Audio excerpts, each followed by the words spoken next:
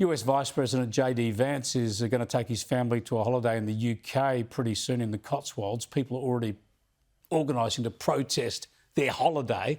And US President Donald Trump is due next week in Scotland, and they're getting fired up for those protests too. Let's cross to London now and catch up with Sophie Elsworth, News Corp correspondent and Sky News contributor. Good to talk to you again, Sophie. I mean, this stuff's just over the top. Look, Trump turning up in Scotland as president is one thing for a protest, but the Vance family going on a holiday in the Cotswolds, can't they just leave them be?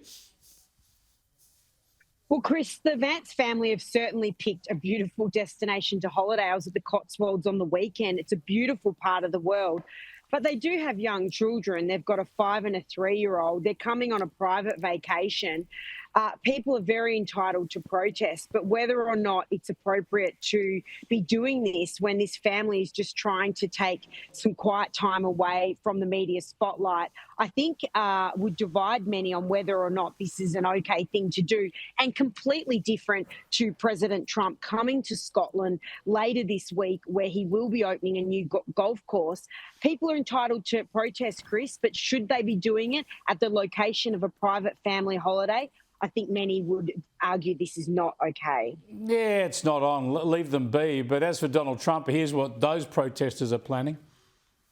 Next week, Donald Trump is coming to Scotland, and we need you to tell him to On Saturday, 26th of July, we're organising a festival of resistance. Head down to Aberdeen City Centre at midday and tell John Swinney there's no reason that he should be meeting Donald Trump. Keir Starmer's been humiliating the whole UK by rolling out the red carpet for Trump and kissing his ass.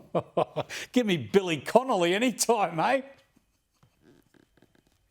Well, if this is what they want to spend their spare time doing, Chris, so be it. It is going to be a massive deal when President Trump arrives in Scotland later in the week, not forgetting he also has a state visit here in the UK in September. So the protesters, they're firing up.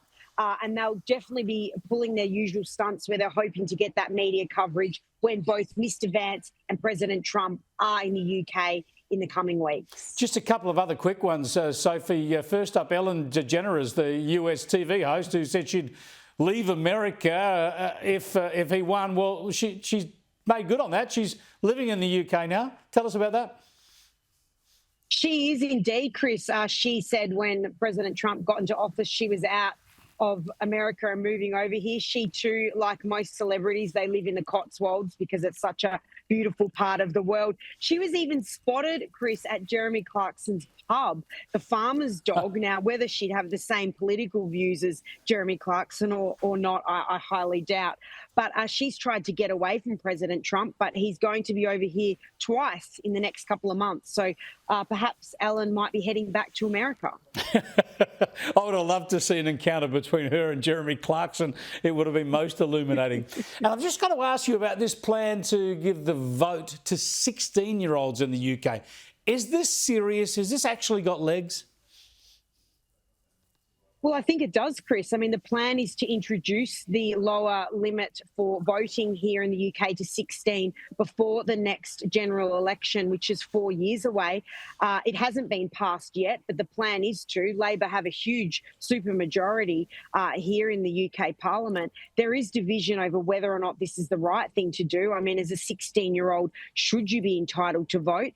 But it looks like everything is moving in the direction that this will be legislated and 16-year-olds will be voting come 2029 in the next general election. Thanks for joining us again, Sophie. Love the ordinary London streetscape behind you. I can imagine the Beatles playing on a rooftop up above you. Sophie Elsworth there, live from London. She covers all of Europe brilliantly for the News Corp papers and, of course, a regular here on Sky News.